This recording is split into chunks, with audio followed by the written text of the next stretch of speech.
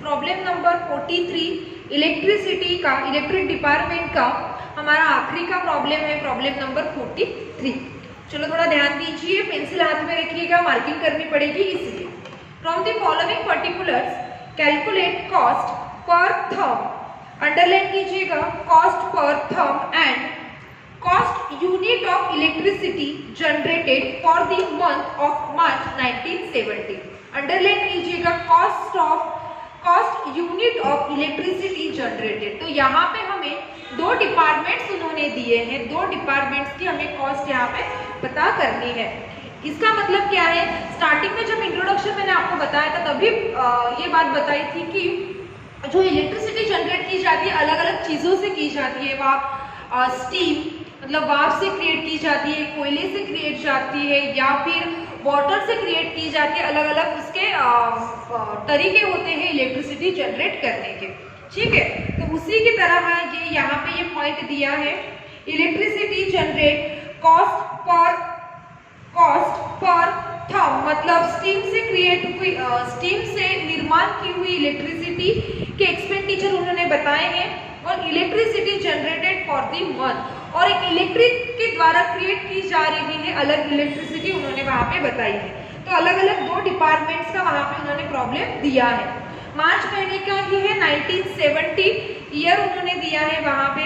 तो उनके अलग अलग खर्चे हैं, वो क्या है एक एक करके हम उसको पढ़ लेते हैं और उसके बाद प्रॉब्लम सॉल्व करेंगे। तो देखिए, कोल 1400 क्वार्टाइल एट द रेट ₹15 पर क्वार्टाइल, मतलब उन्होंने 15 रुपए पर क्वार्टाइल का खर्चा बताया है, मार्केट में रेट बताया है 15 रुपए है, और हमें कितना लगने वाला है कोयला 1400 क्वार्टाइल, ठीक है। वाटर 1,15,000 लीटर हमें वाटर लगने वाला है, जितने यूनिट्स का हम प्रोडक्शन कर रहे हैं उसके लिए।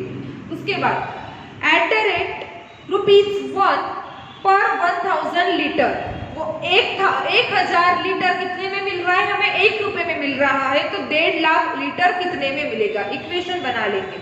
उसके बाद freight and handling of coal is 10% of the cost of coal, जितना खर्चा हमें कोयला परचेज करने के लिए लग रहा है उसका 10% कितना आएगा, उसको हम बोलेंगे हैंडलिंग ऑफ कोल। कोल को हैंडल करने के लिए, उसके केयर के लिए हमें अलग से 10% चार्जेस उसके देने पड़ रहे हैं। एक तरह का वो भी हमारे लिए खर्चा ही है। चार्ज फॉर ऐश डिस्पोजल ₹200, तो चार्ज फॉर ऐश डिस्पोजल, ऐश मतलब क्या रहता है, चूरा है, तो एक तरह का वो क्या है हमारे लिए इनकम है कि हम जो चूरा निकाल रहे हैं उसके ऊपर चार्ज कर रहे हैं, ठीक है। मतलब क्या कर रहे हैं, उसको सेल कर रहे हैं, चार्जेस लगा रहे हैं ना, कि 200 रुपए इसके ऊपर हम चार्ज लगा रहे हैं, मतलब क्या कर रहे हैं, एक तरह का उसको सेल कर रहे हैं। तो उसको स्टार मार्क करके रखिए, क्योंकि और माइनस का साइन लगा के रखिएगा उसके सामने, क्योंकि चार्ज ये वर्ड आया है इसीलिए। तो जब ऑपरेटिंग कॉस्टिंग निकालेंगे, ऑपरेटिंग कॉस्ट निकालेंगे, उसमें से हमें वो 200 रुपए माइनस करने पड़ेंगे, क्योंकि वो हमारे लिए इनकम है। उसके बाद 5th नंबर का पॉइंट, रिपेयर्स एंड मेंटेनेंस डिस्क्लिक ₹2000 per month. 6 point store 1500 per month, repairs का मेंटेनेंस का खर्चा 2000 रुपए मंथली, स्टोर का खर्चा 1500 रुपए monthly, supervision and administrative cost 2500 monthly. ये 3 पॉइंट जो है उसको बॉक्स में डाल के रखिए पेंसिल से, क्यों वो आगे पता चलेगा। आगे wages and salary of steam production, steam production मतलब जहां पे स्टीम से इलेक्ट्रिसिटी जनरेट की जा रही है, प्रोडक्शन किया जा रहा है, वहां पे वेजेस और सैलरी दी जा रही है। 15 में 50 इंसान उन्होंने वहां पे रखे हैं, उनको पर मंथ 150 रुपए एक जन को दिए जा रहे हैं, ठीक है। स्टीम प्रोडक्शन अंडरलाइन करके देखिए, जो वेजेस एंड सैलरी कहाँ पे दी है, स्टीम प्रोडक्शन, इलेक्ट्रिसिटी नहीं, दो डिपार्टमेंट है हमारे पास, एक स्टीम प्रोडक्शन, वो एक इलेक्ट्रिक डिपार्टमेंट अलग से है, ठीक है। तो स्टीम प्रोडक्शन जहाँ पे स्टीम से प्रोडक्शन किया जा रहा है इलेक्ट्रिसिटी का, वहां पे वो 50 बेस उन्होंने रखे हैं। Next, wages and salary of generating units 10 men at the rate ₹300 per month, जहां पे इलेक्ट्रिसिटी जनरेटिंग की जा रही है, तो जनरेटिंग डिपार्टमेंट जो है वहां पे 10 men उन्होंने रखे हैं, और एक को 300 रुपए मंथली दिए जा रहे हैं। ठीक है, ये जनरेटिंग डिपार्टमेंट का है, तो ये खर्चा सिर्फ हम जनरेटिंग डिपार्टमेंट में ही लिखेंगे। आगे 10th नंबर का पॉइंट क्या बोला है, 10th में ए और बी सब पॉइंट बताए हैं, ए और बी। स्टीम प्रोडक्शन प्लांट और जनरेटिंग प्लांट, मतलब स्टीम प्रोडक्शन के लिए वो जो प्लेस उन्होंने ली है, जो यूज कर रहे हैं, उसकी कॉस्ट बताइए 62,000। रेसिडियल वैल्यू मतलब क्या है, अभी की उसकी वैल्यू 2000 आपको मिलेगी, मतलब लाइफ 10 इयर्स 10 साल उसको यूज करने के बाद 2000 रुपए उसके हमें मिलने वाले हैं। तो वो क्या होगी, हमारे लिए स्क्रैप वैल्यू है। तो ये इसका यूज हमें किसके लिए होगा, डिप्रिसिएशन कैलकुलेट करने के लिए होगा। स्टीम प्रोडक्शन प्लांट जो लैंड यूज की है हमने स्टीम प्रोडक्शन के लिए, इलेक्ट्रिसिटी के लिए, वो 62,000 के उसमें हम लिखेंगे। और जनरेटिंग प्लांट जो जनरेटिंग डिपार्टमेंट का प्लांट है, जो लैंड है, वो है 1 लाख की, उसकी रेसिडियल वैल्यू उन्होंने 4000 बताई है और लाइफ 10 साल। तो दोनों का यूज हमें डिप्रिसिएशन कैलकुलेट करने के लिए होगा। सिर्फ इतना याद रखना है, स्टीम का जो लैंड है उसका डिप्रिसिएशन वहां लिखना, और जनरेटिंग प्लांट जहां पे उसका डिप्रिसिएशन वहां पे आपको लिखना है। आगे रेट ऑफ 11th नंबर का point, rate of supervision and administrative cost and store between steam production and generating plant. ठीक है, उन्होंने क्या बोला है कि आपको जो नीचे खर्चे दिए, रेट्स दिए हैं बोलते, वो सुपरविजन, एडमिनिस्ट्रेटिव कॉस्ट और स्टोर के दिए हैं, उसमें स्टीम प्रोडक्शन और जनरेटिंग प्लांट का कितना कंट्रीब्यूशन है उतना उन्होंने बताया है। इसका मतलब क्या निकलता है कि अभी मैंने आपको जो 3 पॉइंट्स बॉक्स में डालने के लिए बोले थे, थोड़ा उसके ऊपर चलिए। 5th नंबर का जो पॉइंट है, और 6th और 7th नंबर का रिपेयर्स उन्होंने कितना बोला है, 2000 रुपए मंथली, और स्टोर बोला है 1500, सुपरविजन के पीछे 2500 मंथली उन्होंने बोला है। तो ये जो मंथली खर्चा कर रहे हैं वो दोनों डिपार्टमेंट का साथ में है, इंक्लूडिंग है। मतलब रिपेयर्स के पीछे जो खर्चा हुआ है 2000 रुपए मंथली, वो स्टीम प्रोडक्शन और जनरेटिंग प्लांट मतलब जनरेटिंग डिपार्टमेंट दोनों का साथ में दिया है। क्लियर? तो उन्होंने जो नीचे 11th नंबर के पॉइंट में बोला, देखिए 11th में सी नंबर का पॉइंट और 5th नंबर का पॉइंट ऊपर का जो आपने पेंसिल से बॉक्स में डाला था, वहां पे रिपेयर एंड मेंटेनेंस का 2000 रुपए खर्चा जो है, उसमें से ये रिपेयर्स का जो 2000 रुपए का खर्चा उन्होंने बताया है, उसमें से स्टीम और जनरेटिंग प्लांट ये दो जो डिपार्टमेंट है इंक्लूड है 2000 रुपए। तो 11th नंबर का पॉइंट है बॉक्स में, उसमें सी नंबर का पॉइंट देखिए, repair and maintenance half and half. इसमें से स्टीम प्रोडक्शन में हाफ खर्चा किया है और जनरेटिंग प्लांट में, जनरेटिंग डिपार्टमेंट में आधा खर्चा किया है। तो जब हम स्टीम प्रोडक्शन के एक्सपेंसेस लिखेंगे, उसमें रिपेयर एंड मेंटेनेंस हमें लिखना पड़ेगा 1000 पर मंथ, और इलेक्ट्रिसिटी जनरेटिंग डिपार्टमेंट के जब एक्सपेंसेस लिखेंगे उसमें हमें लिखना पड़ेगा 1000 पर मंथ। उन्होंने वहां पे बता दिया है कि 2000 जो है उसमें से आधा स्टीम प्रोडक्शन के लिए किया है और आधा जनरेटिंग डिपार्टमेंट के लिए किया है।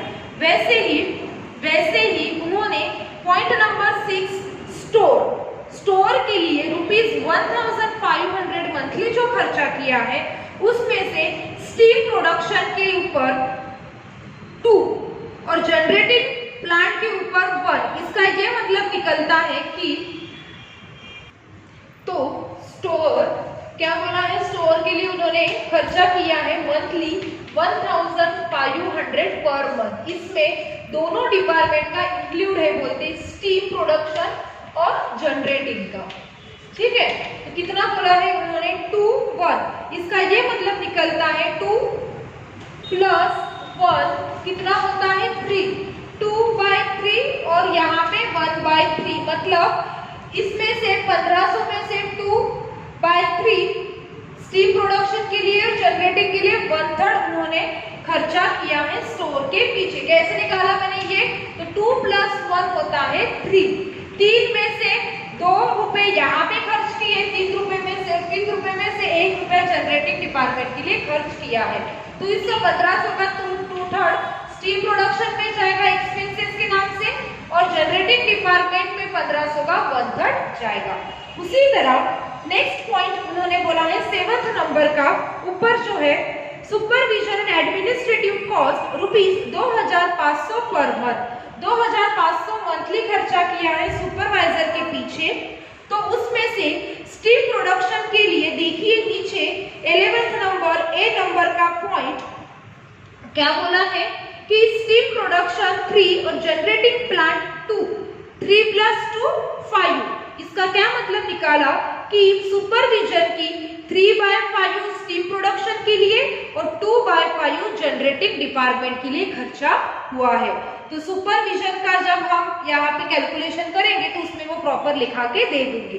अभी मार्किंग में बता रही हूँ, वहां पे आपको लिखना है जो आपने 5, 6, 7 के ऊपर जो बॉक्स किया है उसके लेफ्ट साइड में लिखिएगा रिपेयर एंड मेंटेनेंस के बाजू में सी नंबर, सी स्मॉल सी लिखना है आपको इस तरह से। ये 5 नंबर का जो पॉइंट है उसके लेफ्ट साइड में, और स्टोर जो 6 नंबर का पॉइंट है वहां पे लिखना है स्मॉल बी, और 7th नंबर का जो पॉइंट है उसके लेफ्ट साइड में लिखना है स्मॉल ए। मतलब बार बार को पूरा पढ़ने की भी आपको जरूरत नहीं पड़ेगी, जब कैलकुलेशन करेंगे उतने पॉइंट के ऊपर जाना है। 12th नंबर का पॉइंट, स्टीम प्रोडक्शन 40,000 थर्म्स, मतलब 40,000 यूनिट्स वहां पे उन्होंने क्रिएट किए हैं स्टीम प्रोडक्शन में।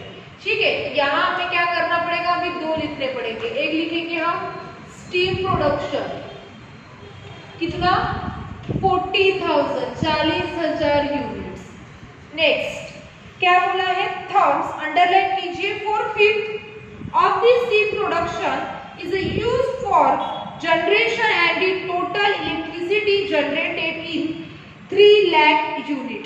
तो इन्होंने क्या बोला है कि इलेक्ट्रिसिटी डिपार्टमेंट में 3000 यूनिट्स जनरेट किए जा रहे हैं। कितने बोलते हैं, 3000 यूनिट्स पर। उन्होंने जो लाइन दी है अंडरलाइन कीजिए उसको, 4/5 of the steam production is used for generation and total electricity generated is 3 lakh unit। इसका जो मीनिंग है, जब हम कैलकुलेशन करेंगे ऑपरेटिंग कॉस्ट कैलकुलेट करेंगे तभी आपको समझेगा। अंडरलाइन करके रखिए, ये पॉइंट ऑपरेटिंग कॉस्ट कैलकुलेट करने के बाद ही मैं आपको समझाऊंगी। ठीक है, तो जनरेटिंग इलेक्ट्रिक जनरेटिंग डिपार्टमेंट के कितने यूनिट बताए उन्होंने, 3 लाख। तो यहाँ लिख लीजिए इलेक्ट्रिक कितना, 3 लाख।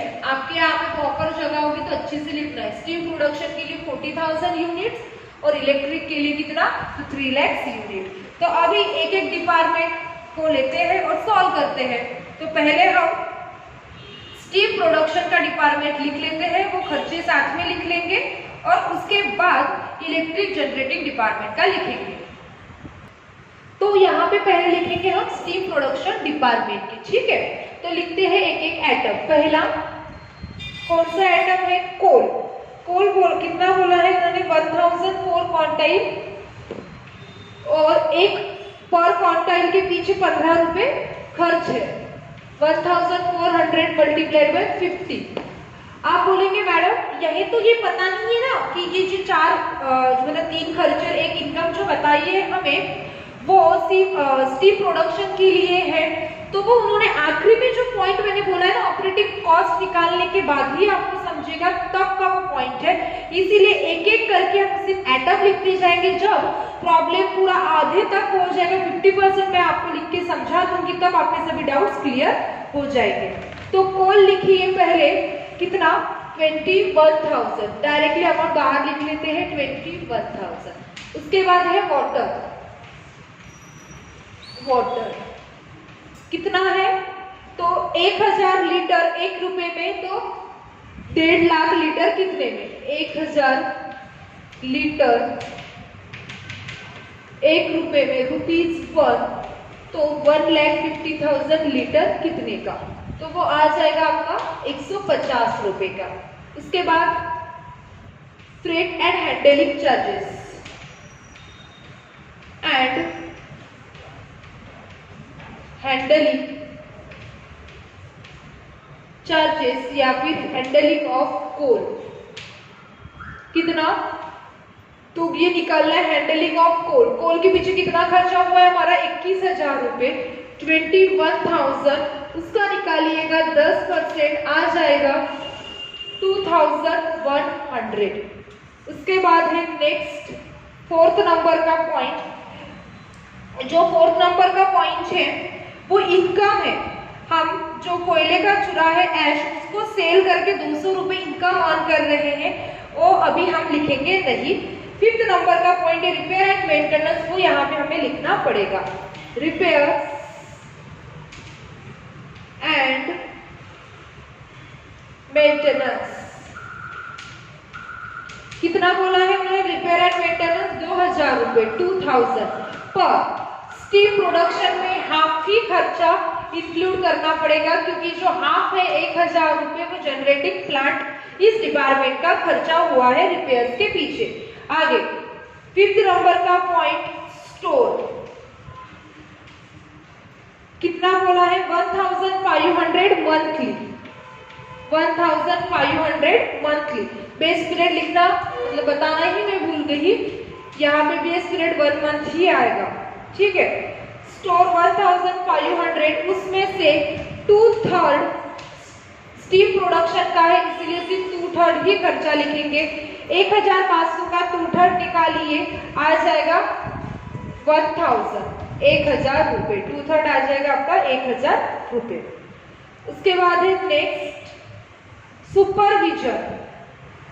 सुपरविजन 6 नंबर का point, supervision and administrative charges कितना मंथली उन्होंने खर्चा किया है 2,500, पर उसमें से स्टीम प्रोडक्शन का कितना है 3/5, कितना है 3/5, तो इसका आपका आंसर आ जाएगा 1,500। स्टीम प्रोडक्शन में सुपरविजन की सैलरी या फिर खर्चा किया है 1,500। नेक्स्ट पॉइंट है 7th नंबर का, सुपरविजन के बाद यहाँ पे wages and salary steel production unit के लिए कितनी 50 मेंस रखे हैं, एक को दे रहे हैं 150 रुपए पर मंथ। लिखिए वेजेस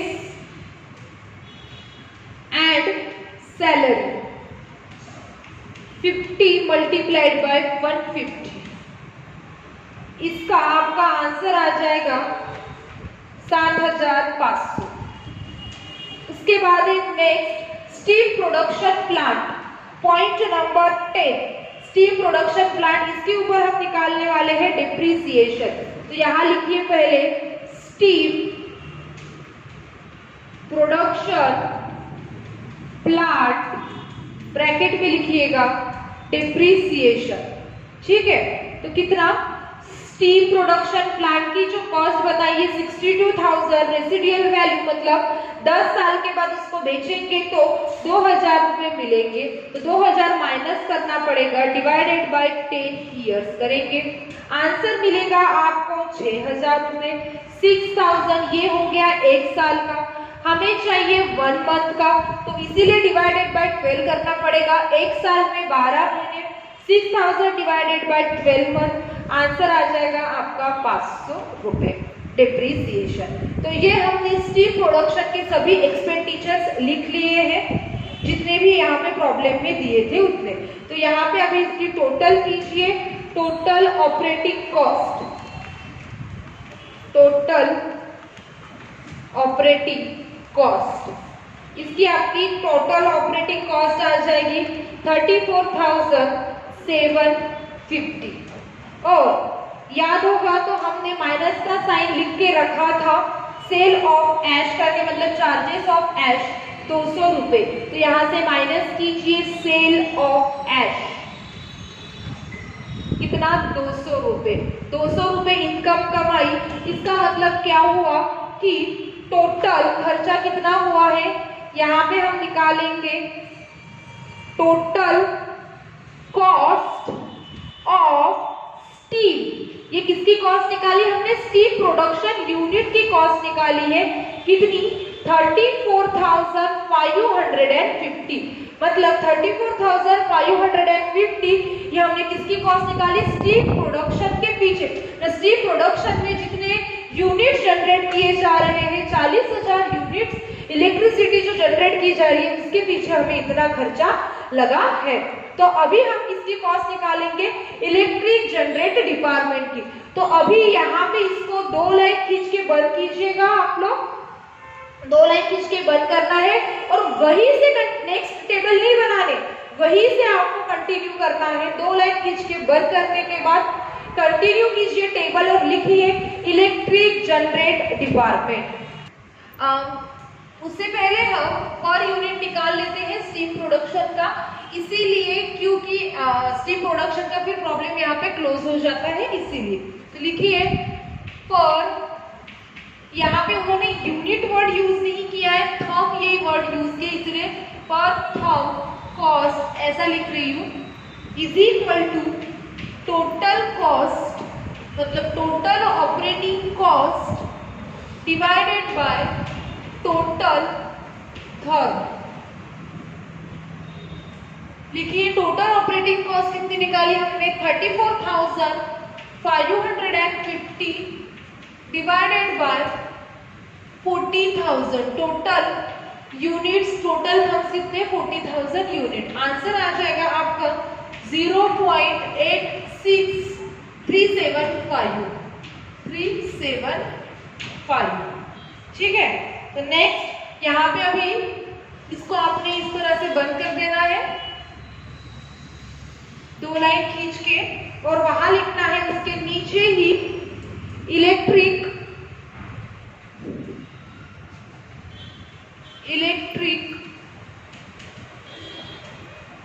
जनरेटिंग प्लांट। अभी उसके एक्सपेंडिचर हम लिखेंगे।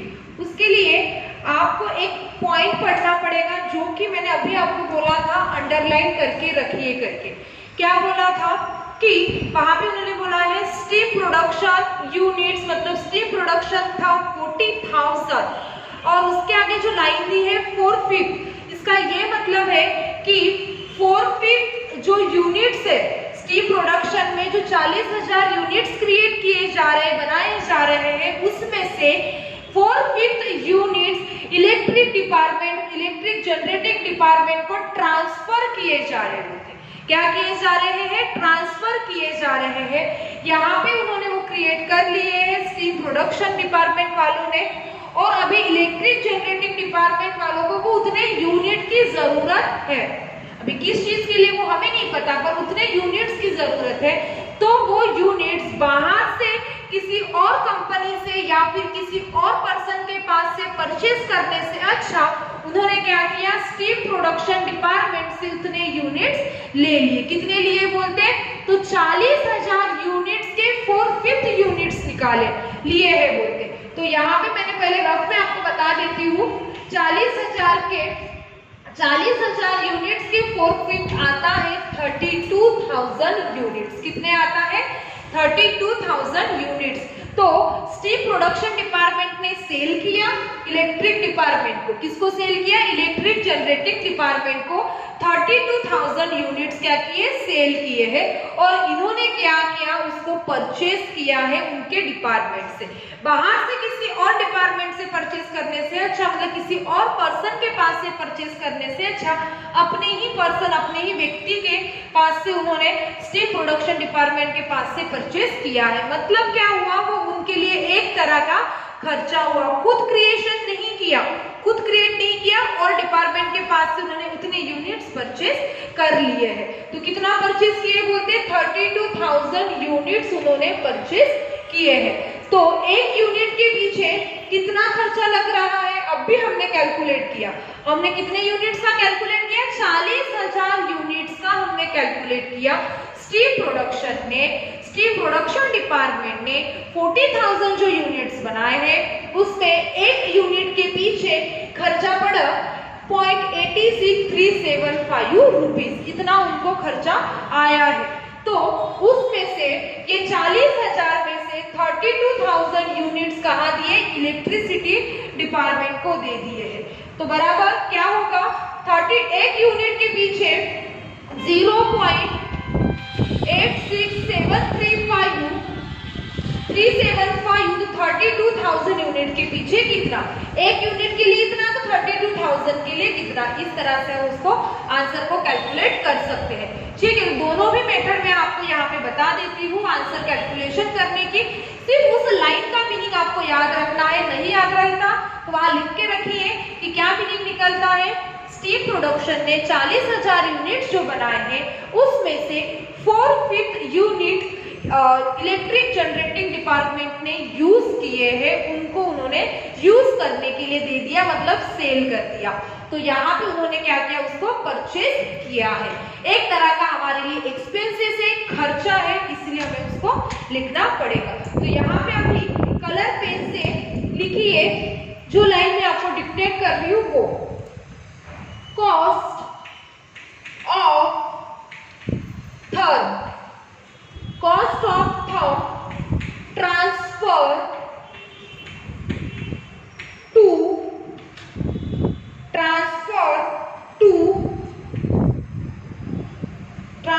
टू नहीं आएगा, ट्रांसफर फ्रॉम स्टील प्रोडक्शन, किससे ट्रांसफर हुई है, वो स्टील प्रोडक्शन से ट्रांसफर हुई है। तो कितना ट्रांसफर हुई है, यहाँ लिखिए 40,000 मल्टीप्लाइड बाय 4/5 मतलब 32,000 यूनिट्स ट्रांसफर हुए हैं।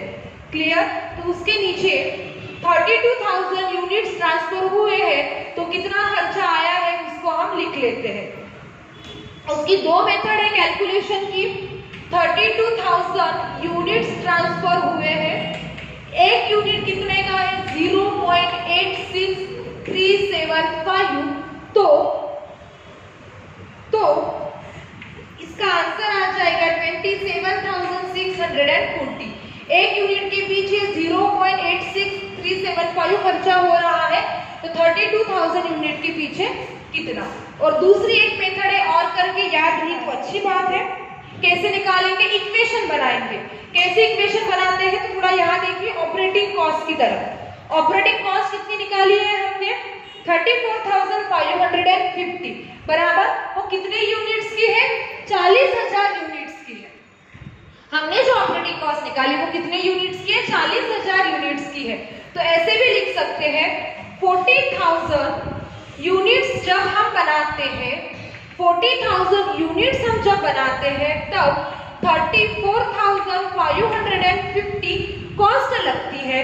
तो 32,000 यूनिट्स के पीछे कितने लगेगी, 40,000 क्रिएट करते हैं तब 34,550 खर्चा आता है, तो 32,000 के पीछे कितना चेक कर लीजिएगा, उतना ही आंसर आ जाएगा 27,640।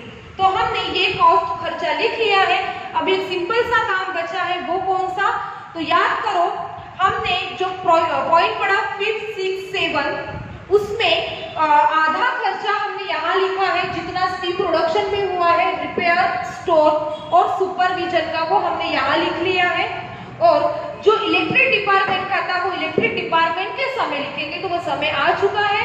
अभी एक एक करके हम वो भी खर्चा लिख लेते हैं जो इलेक्ट्रिक जनरेटिंग प्लांट में हुआ है।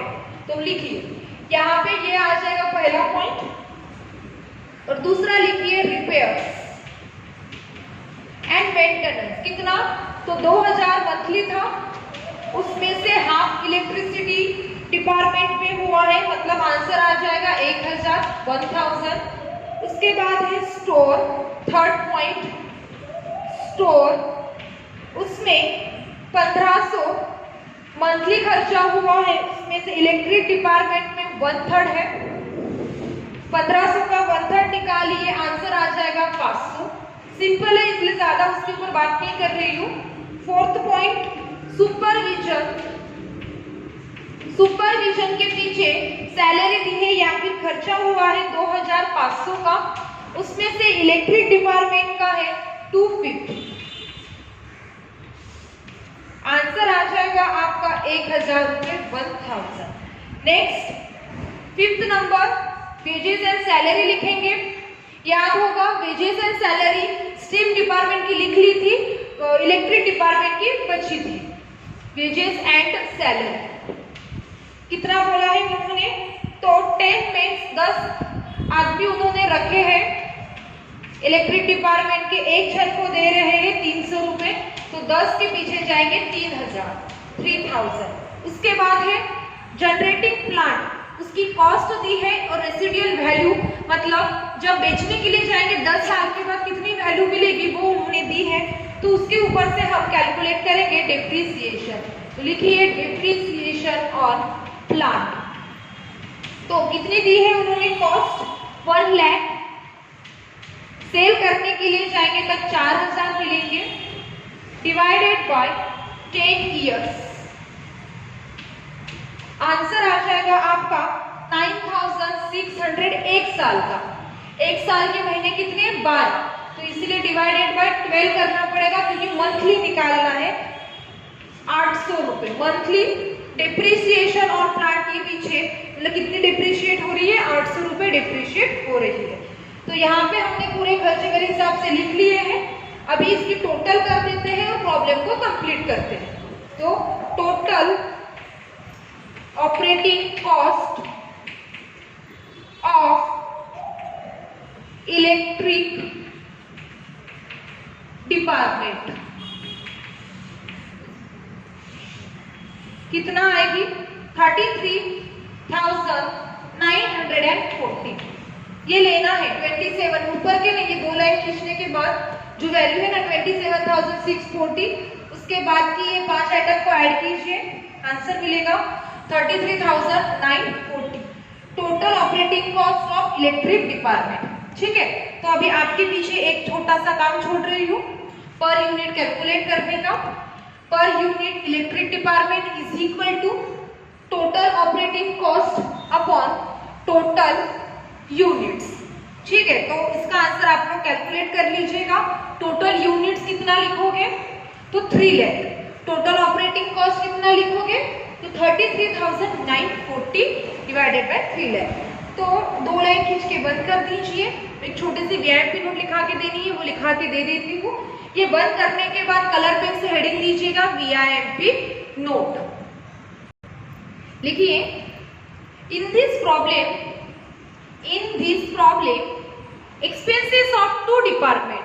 expenses of two department bracket में लिखिए steam department and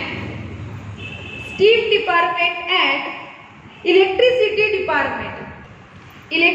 department are bracket complete are given separately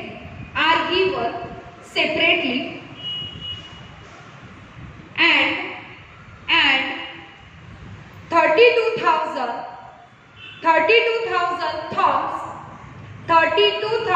thumbs मतलब यूनिट्स ब्रैकेट में लिखिएगा 40,000 मल्टीप्लाइड बाय 4/5। 32,000 कैसे निकाले हमने, 40,000 मल्टीप्लाइड बाय 4/5, 40,000 का 4/5 निकाला। Transfer to electric generating department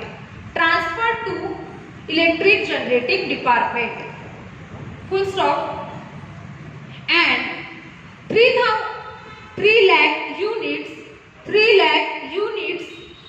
electric generated. क्या लिख के दिया मैंने अभी तक कि यहाँ पे एक्सपेंसेस 2 डिपार्टमेंट के दिए हैं, स्टीम प्रोडक्शन और इलेक्ट्रिक जनरेटिंग डिपार्टमेंट के अलग। उन्होंने क्या बोला है, स्टीम प्रोडक्शन में जितने यूनिट्स बन रहे हैं उसमें से 4/5 इलेक्ट्रिक डिपार्टमेंट में ट्रांसफर किए गए हैं, और इलेक्ट्रिक डिपार्टमेंट में कितने यूनिट्स बन रहे हैं, तो 3 लाख यूनिट्स वहां पे प्रोड्यूस किए जा रहे हैं। That's why therefore statement will be prepared in 2 parts। क्योंकि आपको भी पता है अलग अलग डिपार्टमेंट के अलग अलग स्टेटमेंट रहते हैं, अलग अलग प्रॉफिट निकाला जाता है। जैसे कि हम लोग फाइनल अकाउंट में ट्रेडिंग पीएनएल का निकालते हैं, ट्रेडिंग मतलब फैक्ट्री का अलग प्रॉफिट निकालते हैं, फिर वो ट्रांसफर किया जाता है यहाँ पे। बराबर बिल्कुल उसी की तरह यहाँ पे थोड़ा कंसेप्ट दिखाई दे रहा है। तो 2 डिपार्टमेंट्स होने के बाद हमने उसको अलग अलग तरीके से सॉल्व किया।